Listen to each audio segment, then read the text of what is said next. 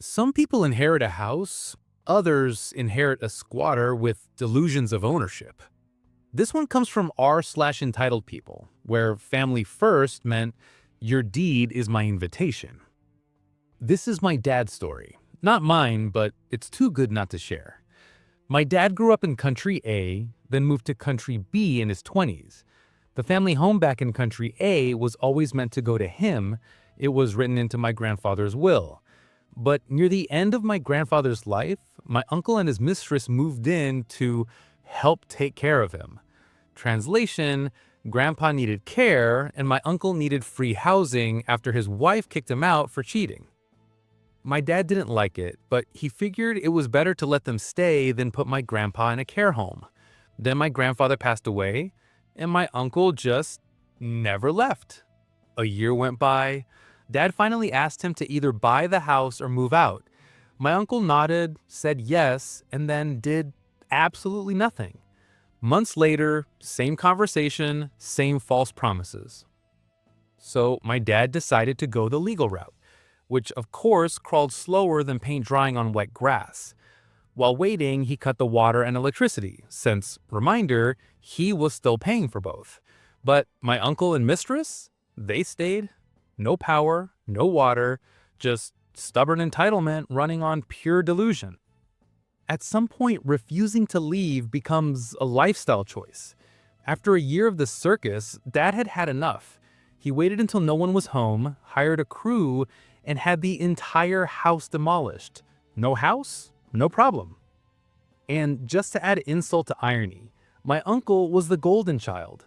Grandpa had actually given him more inheritance, his own house, other assets, but he lost it all in a divorce and bad decisions. He even owned a business. He could afford to live anywhere. But why bother when freeloading felt so good?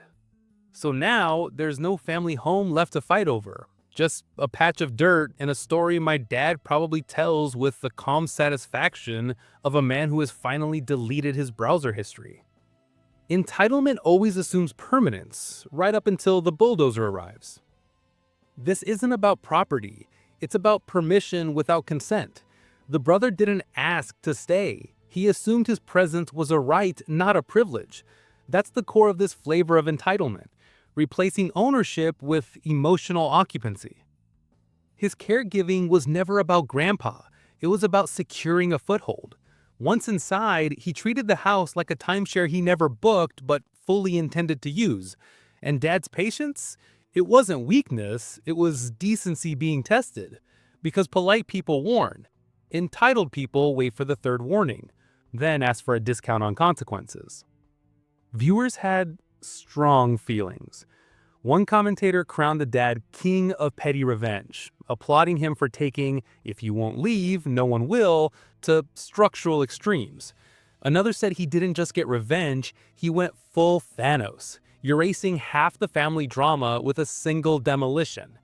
And my personal favorite described it as final boss level eviction, the kind where the only way to reclaim your peace is to remove the floor plan.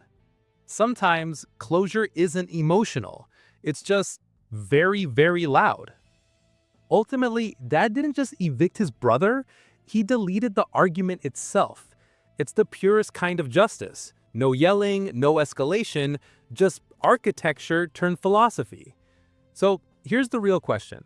When someone treats your generosity like an inheritance, how long before you start drawing up blueprints for peace?